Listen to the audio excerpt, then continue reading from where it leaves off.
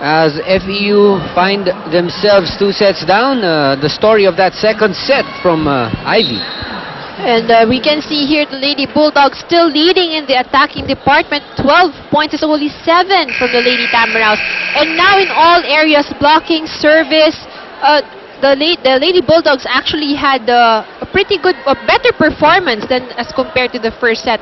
But if you notice here, in terms of errors, actually NU gave out more points from the errors as compared to the Lady Tamaraws. Pero ang maganda lang sa kanila is nabawi nila in their attacking, in their blocking, and in their service aces. You're right, and well, very important itong set na to for the FEU Lady Tamaraws. Would like to greet, of course, Shok Anore, yung ating member ng VIS. A very happy birthday to Shok.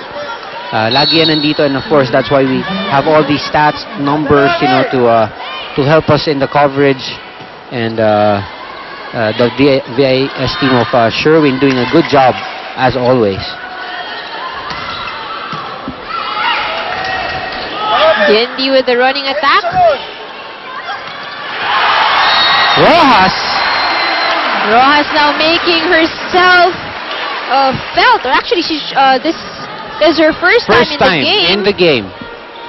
Instant offense right there for Rojas. Vivas. To Nepomuceno. The block is there. Din Santiago sets it up. Good save from the libero. And Salibad not able to pick it up.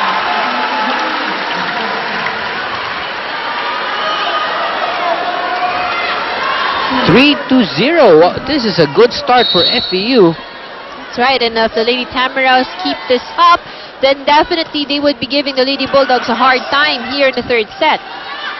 Nepomuceno. Wineth Eulalio. Good save from NU. Eulalio again with a tip-in. That's too high. Santiago. Daki's block. That was too soft. Her attack was too soft.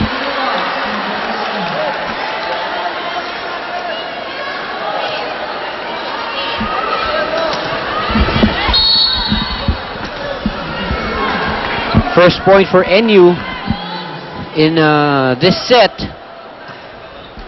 Ooh, service error. Not a good start for the Lady Bulldogs. Oh, yeah.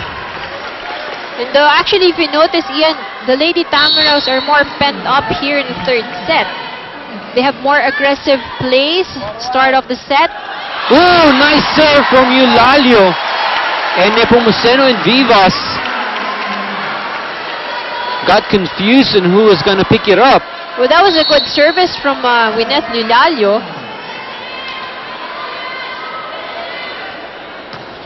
Another good service. Din Santiago will set up to Tiangco.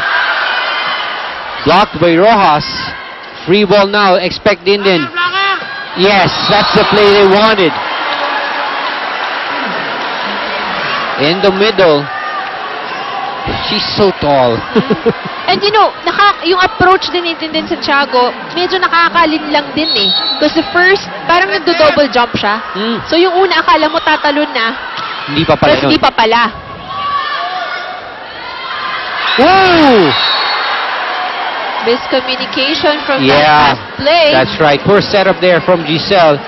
She got Murada and Rojas, you know, mixed up in that attack, in that combination. But had that play gone well, I think it would have been a successful point because it broke the blocking of the Lady Bulldogs. That's right. The Mikasa MVA 300 is the new official game ball of the Shakey's V-League Season 8.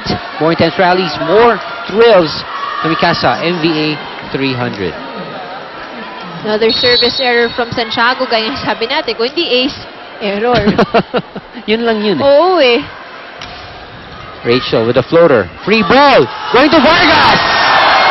She hammers it home. That was a good save from Vargas. Let's take a look at that attack from Vargas. Ayan, regalo. And talaga naman, Vargas made sure that it was going to be turned into a point.